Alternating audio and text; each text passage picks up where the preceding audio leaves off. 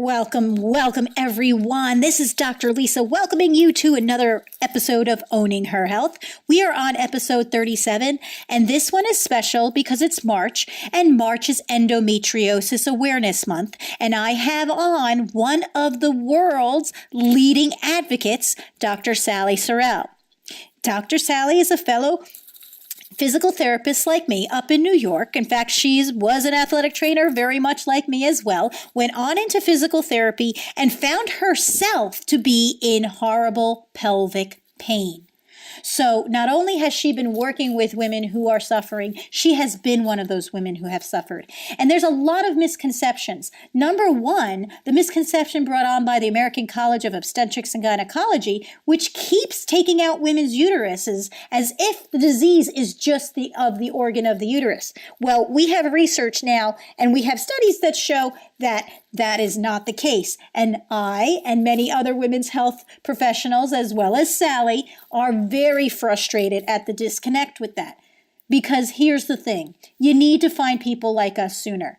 And if you are somebody who is not suffering from any pelvic pain, lucky you. There are about 176 million, I think I saw, in terms of the stats, suffering from endometriosis. And that is just way too high a number. By the way, there are even more women than the numbers of women who are suffering from endometriosis who are just suffering from pelvic pain for other regions. And that really needs to start having a more fluid referral system. Number one, in most of the states of the United States, I want you all to know, you can walk in off the street and go see a licensed physical therapist. You do not need a doctor's prescription or a referral or order or permission by them.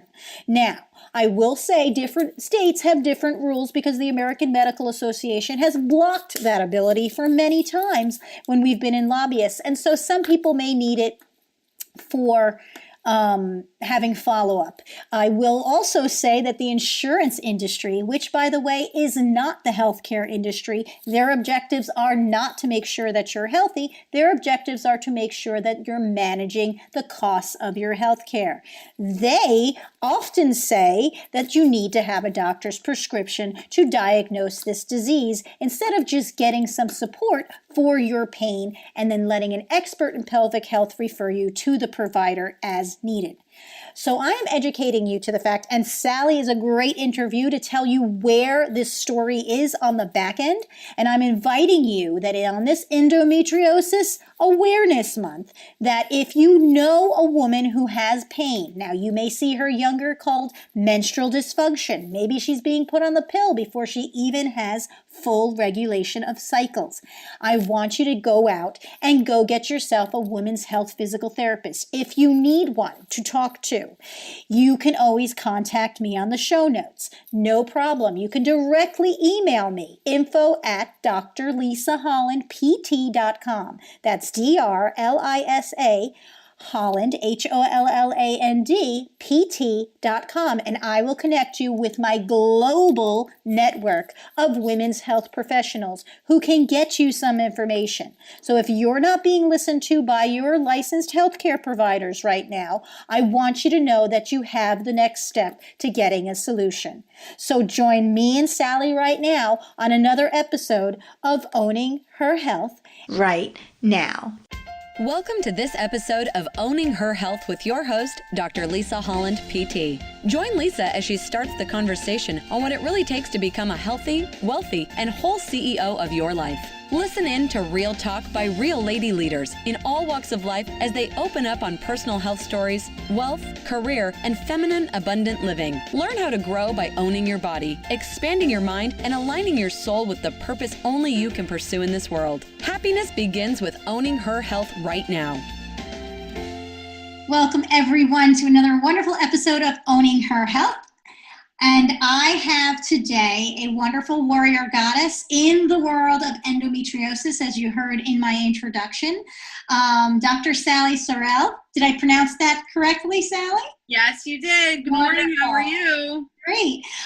Dr. Sallie and I are both in the world of women's health, and Sallie has a particular approach to her story in being both the clinician and the patient advocate for herself and the patient in the world of endometriosis. And that's really a very underrepresented conversation in the world of not necessarily the women's health people, but definitely in the world of people suffering from things and maybe not being able to find that care. So I'm so appreciative for Sallie to be on today. So Sallie, why don't you tell everybody in the audience who you are, what you're doing, besides being a world leader in, women's health physical therapy, bringing in your integrative tools and things like that with Pilates and yoga and kind of getting the whole picture. And then speaking on it and your blog and everything about that. Who's Sallie and where's she going? Wow, right now I'm going right to this podcast because it is so exciting to be a part of a movement of women trying to make not only women's health, but health in general better for other women. So my name is Sallie Sarrel, as you introduced me, and I'm a pelvic health specialist in New York and New Jersey, and I specialize in endometriosis. Why do I specialize in endometriosis? Because I was 35 years old before someone told me I had a disease that changed every minute of my life. There wasn't a breath I ever took into my body since the time I began to menstruate that was normal until the disease was fully excised from myself. And so I figured that being from a family that's very well known in medicine and having medical license and having a doctorate and being trained beyond my doctorate in pelvic health and never knowing that I had endometriosis and never even really knowing that pelvic physical therapy could help with that as well, it was time for me to take my voice to make a difference for the next generation of women with endometriosis. And the day I was diagnosed, the doctor looked at me sitting in post-op and he said, if you don't like what happened to you, then you go change it. And I feel I've met the challenge. I've traveled to Brazil, I've traveled to China, we did Vancouver, we've lectured all over the world, teaching women that their voice in pelvic pain matters and that their ability to advocate for themselves is so very important, and that their pelvis can be helped through good quality endometriosis treatments, quality excision surgery, and also pelvic physical therapy, exercise, and diet. Beautiful. Beyond that, if people are interested in my own story, I went through an excision surgery and then things weren't quite right for me. I then had my first hernia surgery, and during that surgery, they pulled endometriosis through my belly button. I then went through a year and a half trying to find out how to get rid of the belly button pain, and I did all sorts of techniques from pelvic PT and visceral manipulation and Arvigo, which is my abdominal massage, and I had just about everyone on the planet help me until I went into surgery. And when I got in there, they noticed that the umbilical pain was not caused by the umbilicus, but was instead caused by an ovary that I had torsed. And I had ovarian torsion and didn't know it. So at 38, I lost an ovary. I then began fertility treatments that all failed because I went into ovarian failure from having just the one ovary. And then I had psoas endometriosis and I needed another surgery from that. And then somehow, because I'm a woman and we persist, that's just what we do, I clawed myself to a national tennis championship in 2016. And it was amazing to see how well my body could heal. And then, of course, I looked down the barrel again at now 4 hernias and more endometriosis, because unfortunately, this is the world sometimes we live in. Yeah, and it sounds like from your story, there's definitely been that warrior need. So I think that's so wonderful that you, as a health provider, are not like hiding your pain, like you can't help people if you're still suffering, because I think there's such a gap there between, everybody on their mighty throne and then everybody kind of in the trenches and being able to relate to them. So I think that's really amazing. And then I think another thing that I'm hearing from your story, and correct me if I'm wrong, is, that maiden fire. And able to maybe put it to better use than just being pissed off about it, letting yourself like pursue and allow yourself to pursue. So one thing I see is sometimes that's not really looked upon. Was there a lot of resistance to that? Was there, was that hard? Was that hard to get people to listen to you? Or, tell me a little bit about that path or what you're seeing going on to people trying to, get some help here. So I think having endometriosis in general, we know that the average length of diagnosis is 8 to 10 years. And so women go to the doctor over and over and over again, and it's very hard for them to be honored. Oh, you have, and even myself, oh, you have IBS. Oh, you have a food allergy. Oh, you have a piriformis syndrome. Oh, like I went to like Indian sweat lodges at one point. I had this injection. I had that nerve done.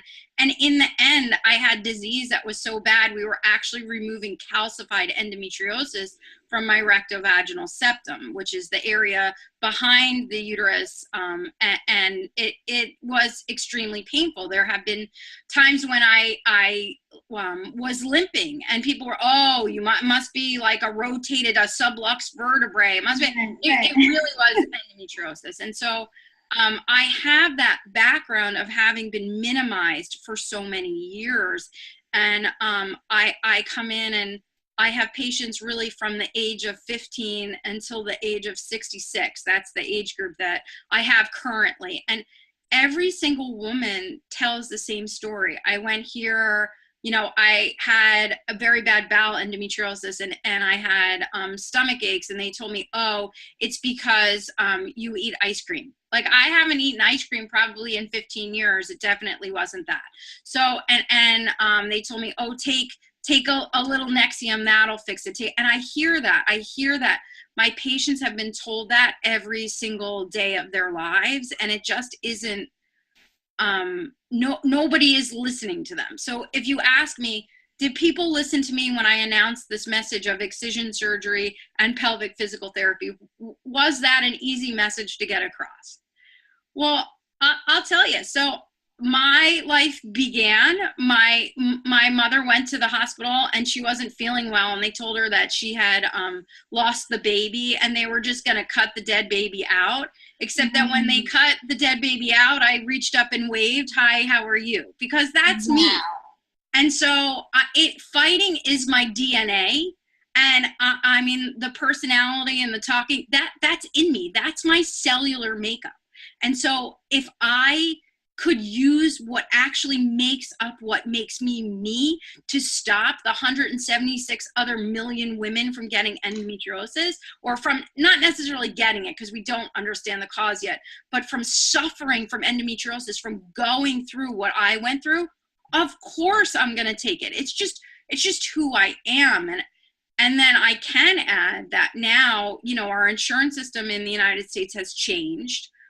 We don't have a code for excision, so insurance reimbursement is really, really hard. Much of the surgeries are extremely expensive, and insurance doesn't cover many things related to endometriosis. And so this time around, I know, being a pelvic floor physical therapist, that my pain is generated from other causes of pelvic pain than just the endometriosis, but trying to find a specialist that wants to do more for me than give me a hysterectomy is very, very hard, because they all go, well, you're over 40, right? Just admit it. And I think more so now than ever, that block that I come up against where people don't want to hear what I have to say is happening now. Because now they're like, well, you're just pushy because you're in the business. And then I'll say, but I have these 3 hernias. Like, I don't understand why removing the uterus fixes those hernias. Right. And so it's been now that I've had to remind myself who I am and what my voice is, and really make peace that I have to follow my own heart in order to get me healed.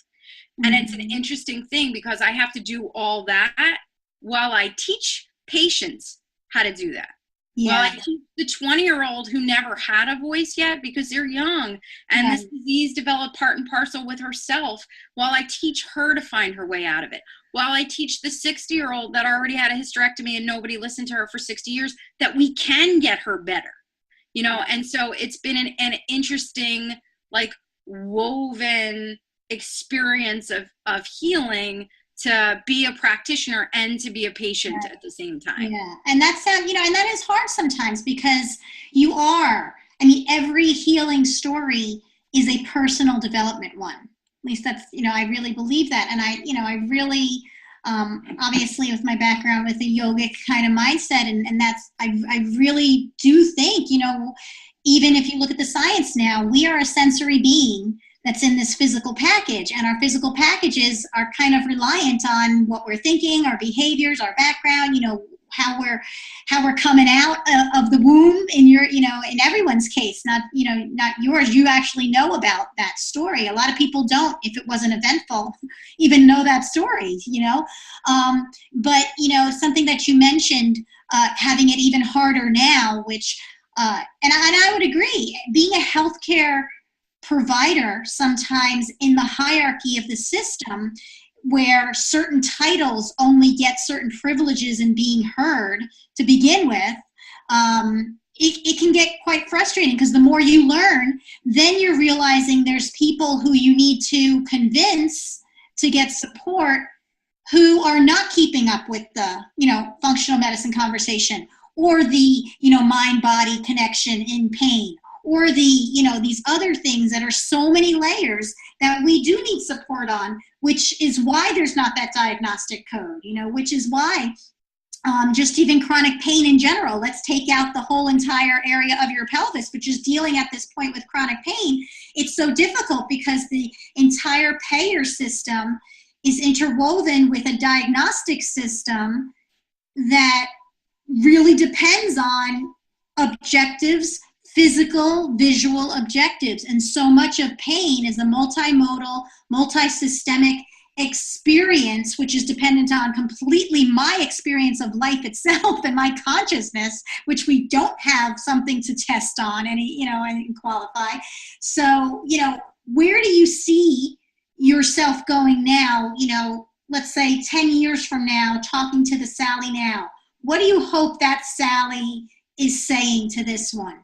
You know, if you were to kind of talk to that lady in the future and get this movement or the vision that you're having.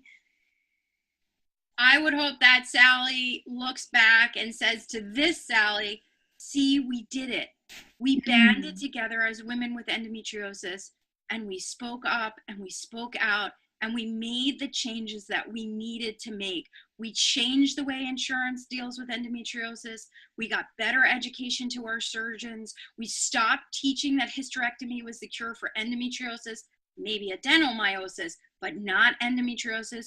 We infiltrated them to say that every endometriosis patient deserves multidisciplinary care, and we did it. And nobody has to miss out on good education, good relationships, good travel, good experiences, or motherhood because of pelvic pain and endometriosis anymore. That's my goal. That's my hope. And it is a very exciting time to be surrounded by women that have the same desires and the same hopes. Because if we're going to change this, we're going to have to change it for ourselves. We're going to have to fight this battle as hard as we can for ourselves, because it's not coming for anybody else to do it for us. We're going to have to do it for ourselves, and we're going to have to do it all together. We can't spend time arguing between these little groups and this and that and the other thing. We have to join together to do it. Yeah, and it really is tied into that whole bigger pain conversation. Then they have the whole women's health conversation. Then you have the social structures to support women conversation. So it's like an onion.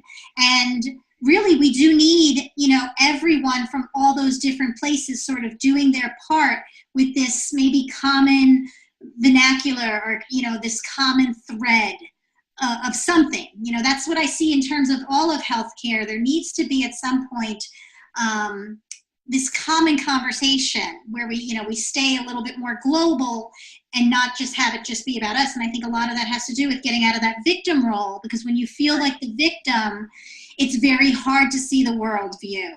You know, I you think get also very closed it's up. time to stop thinking that women's health is only about fertility and babies. And, you know, women's health is about the quality of life of the woman. Because if you're the nurturer in the relationship or in the family or even in your practice, you're the businesswoman, or what can you offer someone else if you can't offer them yourself? So we have to be healthy, mind, body, and soul, to be able to provide anything for anyone else in this world.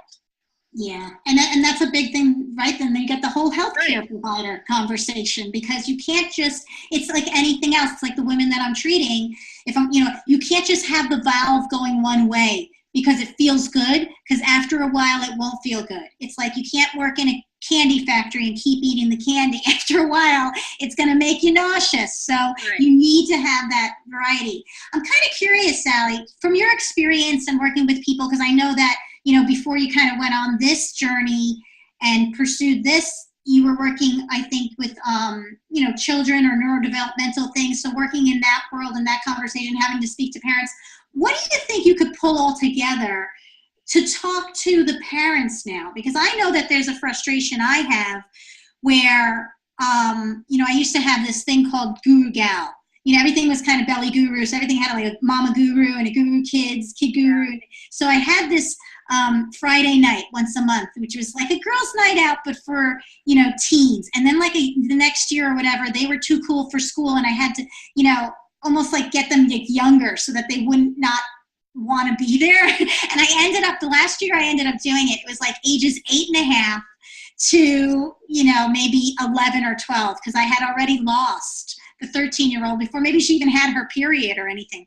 So how could we start, you know, what do you know from being in this disease now, you know, being in it, you know, helping it from all these different angles? What conversations could we be having to those young girls right now and their parents? So, so before I was in pelvic PT, even though I was trained in pelvic PT and trained in many of the techniques since I was like 23, there was a period of time in which I wasn't well enough to work more than 6 hours a day. So I went in the schools to work because I could get in bed at 3 o'clock. So I worked in autism for a lot of years, even though that wasn't my passion, though I love those children, and I never had a children, and I feel like I did spend my youth raising children because I got to work with them. But I would say that in terms of that population, the mommies do everything, and they have to carve out times and ways to care for themselves, or there's nothing left to offer anybody else. But when we talk about teens and young girls, this is a time around the world in endometriosis that we have a lot of resources available to us. So there is in New Zealand, and then I'm not sure if it's also in Australia, there's something called the ME program, or Menstrual Health and Endometriosis, and it's a massive program run by Deborah Bush, and it goes into schools, and they teach young women and teens about their body and about endometriosis, so that they know, you know, we don't want the next generation to go 8 to 10 years without diagnosis. So girls should know, if you have cramps that are keeping you from going to school, that's not okay. And so for not years, just go get a pill, right, and make it okay. Our mothers didn't know to tell us that that's not okay because someone told them it's okay. Right. But now there are all these programs. So also Endo What, which is a phenomenal film. I don't know if you've seen it. No, I didn't get to see it yet, but I know that you're featured in that, correct? Right. So Endo What has a program in which if you buy one of the films, they donate the second film to a school nursing program, and they have nursing kits. I believe I believe they're out yet. And so that's another way to get teens the right information.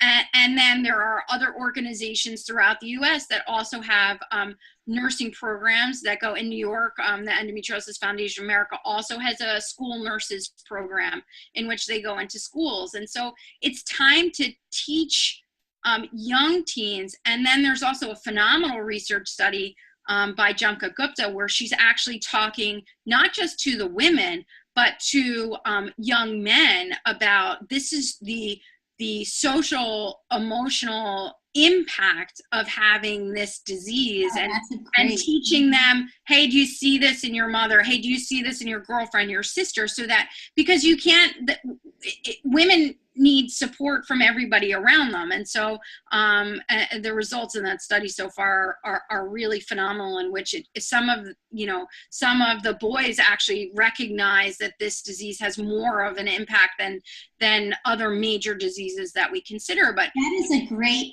idea. And I would love if you forward me that so I can put that in the show notes. Any reference towards getting that, because that was a great idea, I think, to progress women's health across the board. If we were to start educating in the health classes, and this is another little thing, again, I get to see things from that different point of view as I'm watching my children go through. So going through high school and what their health classes are, I remember my health class was like, don't drink, don't smoke, and it still hasn't changed. Like, maybe now they're talking more about STDs or this, that, but this is health. Like, how do we get them? There's no appreciation of the body and the other people. Like, like they always separated the girls from the boys. And it's like. Right. So I think a lot of these initiatives, these programs go into the school health programs to deal with menstruation, not from a physical perspective, and sexuality, not from like, this is how we, my health ed class was like, this is how you put a condom on. They put a condom on Anna, like, don't do anything, but if you did, this is how you put the condom on. we actually talk about in this program, and again, that program in New Zealand leads the way. We actually talk about what endometriosis is and why, like, you shouldn't have a stomach ache all the time, and you shouldn't be kept from playing sports because your period hurts, and you should, and it's time to recognize what's going on now. And then I'm also going to add, one of the things that we need to do is we need to adequately recognize the disease and the definition of the disease. And the definition of the disease is widely thought to be uterine tissue. But we know now from the recent research that's coming out that endometriosis is when tissue similar to, but not the same as, the uterine tissue is found elsewhere in the body. So it's not really a uterine disorder. You could have adenomyosis, which is when endometriosis is lodged in the walls of the uterus. That's a uterine disorder. You could have fibroids. They're a uterine disorder. That's the organ that is being attacked, but it can attack other places. Right. So like you can have it in your lungs, you can have it in your diaphragm. It's very common in the bowel. You can have it elsewhere in the abdominal cavity. And I think once we begin to really disseminate that this correct definition, we can take away the notion that it only has to do with the periods, because many women have pain not just during their periods, but pain all the time. And we owe it to them to disseminate correct information. Definitely. And, my thought is also that there's so many layers. So it's like getting into the education system, not, public education, but also professional education, and not necessarily just the OBGYNs. Like, I know in having a 19-year-old daughter, there's a lot of her girlfriends I kind of was like, how the hell are you in so much dysfunction so soon? So like you have the pediatricians you have to be talking to, you have to be talking to the nutritionists, you have to be talking, it's so much of a bigger conversation than, like you said, about uteruses. That would wipe off the let's just cure it by taking out the uterus right away. So one of the best looking at the whole person.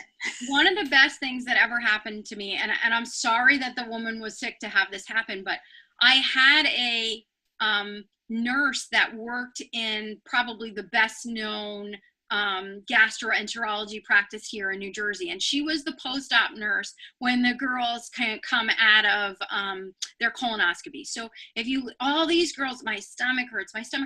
Well, we know there was an article in Cosmopolitan about how IBS is one of the top complaints of women with endometriosis. So this particular woman went until she was 56 without being diagnosed with endometriosis. When she was finally diagnosed, she also took her own power, and she would sit in post-op and say, they're going to tell you nothing's wrong, but you should think about endometriosis. And every teenager that walked through the door, and every woman that had this long-standing IBS type pain, she wouldn't say, oh, go gluten-free. And I'm not saying there isn't a value to the gluten-free diet.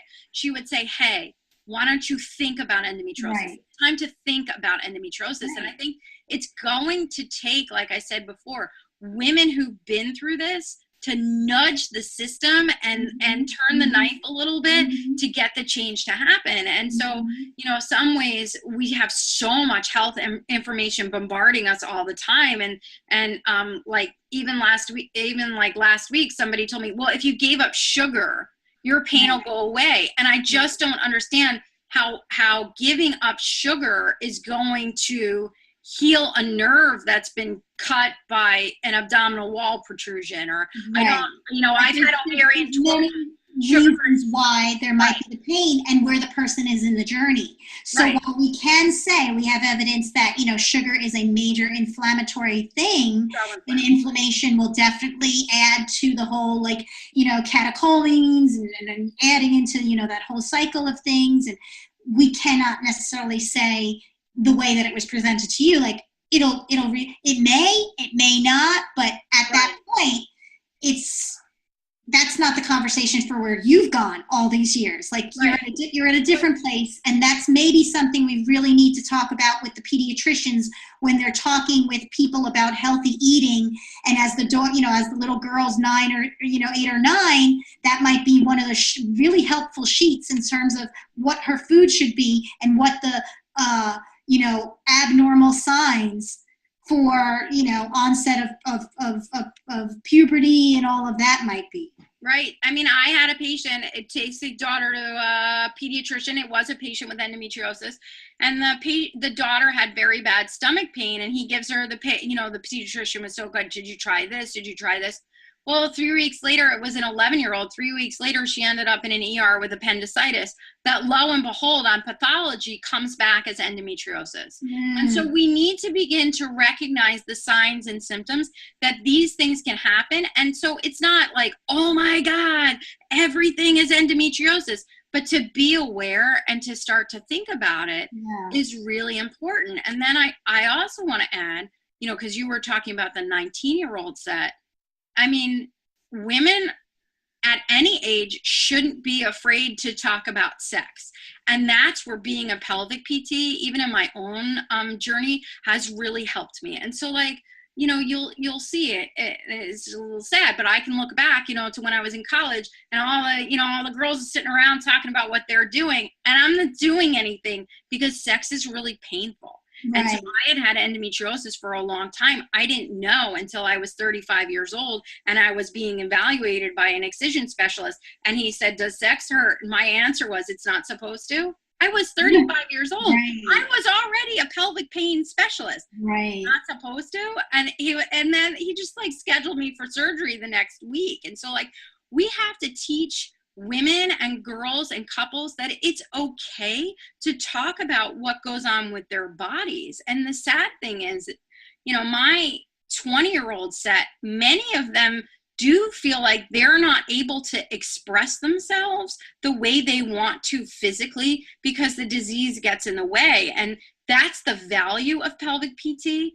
But the other side of it is, for an hour a week or whenever their sessions are, they're able to express that and hear from someone else what their experiences have been. And that's a real value, because women need to know it's okay to talk about pain from sex, and that they don't have to go through life without that pleasure. In every other country in the world, sex is considered an activity of daily living. It's just in this country that we have all these taboos about it. And it's okay to say, like, that's a part of your being. You're allowed to include that in your life without being ashamed of it.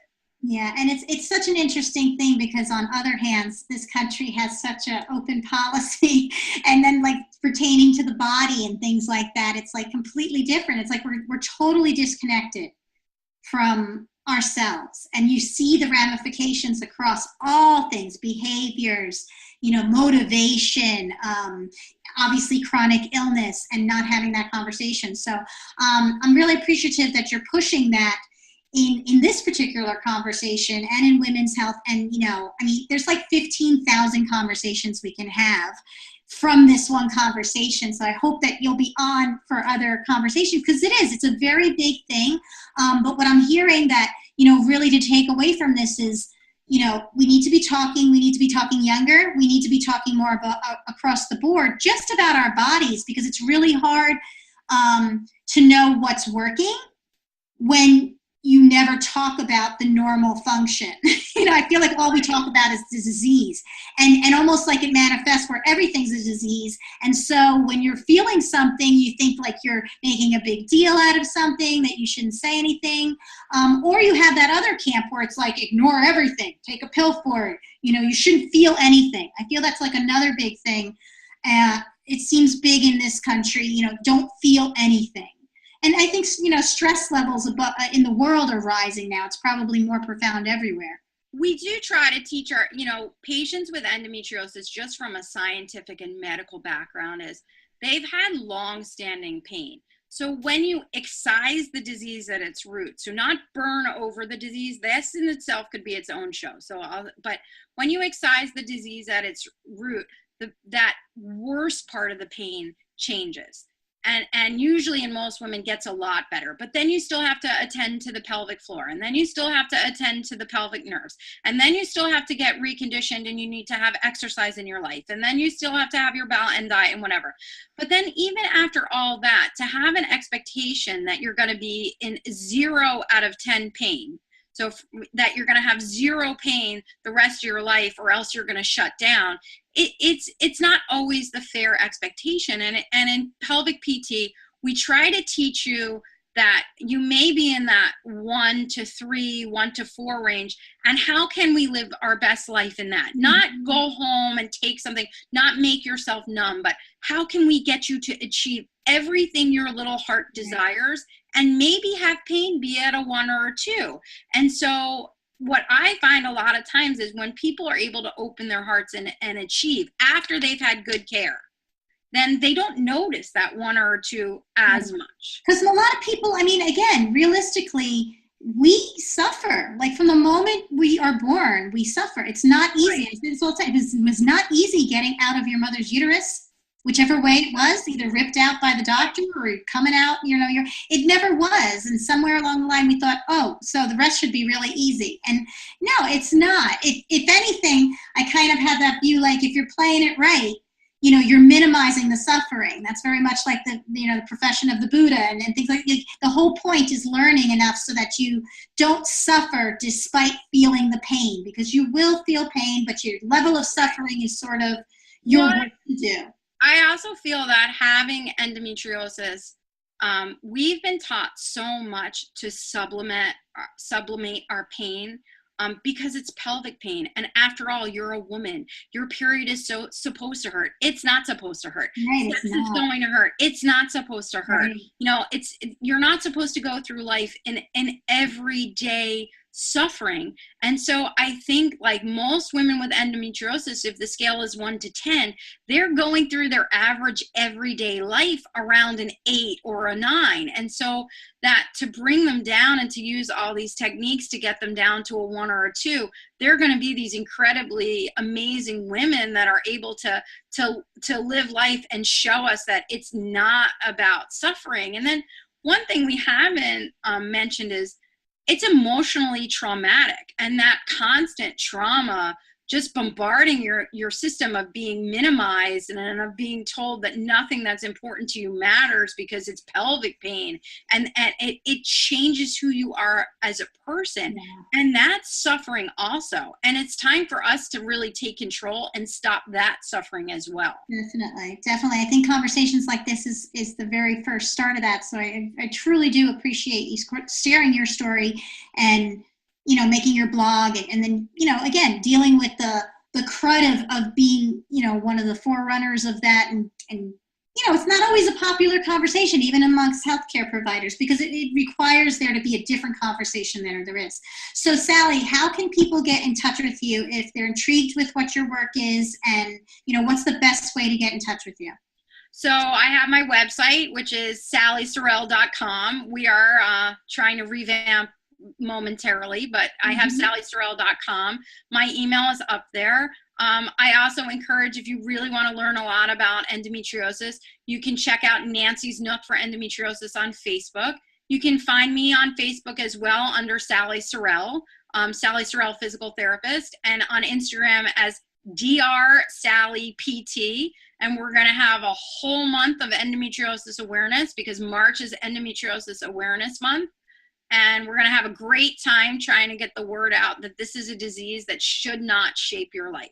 Awesome. So what I would love is we'll make sure that we get whatever those best links are, especially for any major event things that, or if there's a national number or something, so that people who are seeing it in that month, and then even if they've missed it, they've caught the podcast after, they'll know for next year that there's a national month and all of that. So I super appreciate you being here, Sallie. One last thing, if you could say the one word that this whole entire journey has maybe given you wisdom on, what would you say? I'm sure there's a million words, but if there was one that kind of creeped up, at least for today. Well, I'm going to take it two ways. So if I could say one word to a woman with endometriosis, I would say excision, and that you should understand what excision surgery is, and then pelvic PT. But for me, I have been in the darkest moments you can imagine, bedridden and unable to really put one foot in front of the other, and really have medical society even listen to me, despite the fact that everyone in my family is in medicine. And somewhere in that darkness, you have to find it in your heart to just believe. And it is so hard in those moments where you're just traumatized by your own pelvis and your own life. You have to just believe, because sooner or later, you're going to be able to advocate for yourself and find yourself the best care. And then you can just believe all the way through the changes in your life. And I never thought, in those moments in the dark, I ruptured an endometrioma, and I had to put extra sheets down because I was bleeding so heavily. And I never believed in those moments the life that I would have, the travel that I've had, the women that I've met and connected to, the national championship that I was able to work sometimes 15 hours, 20 hours a week to move my body and to be free. And I just would say, believe. Yeah, that's it. That's a great word to finish with. So for me and Sallie, thank you everyone for listening to this episode of Owning Her Health. And we will see you next time. And remember, believe. Thanks so much.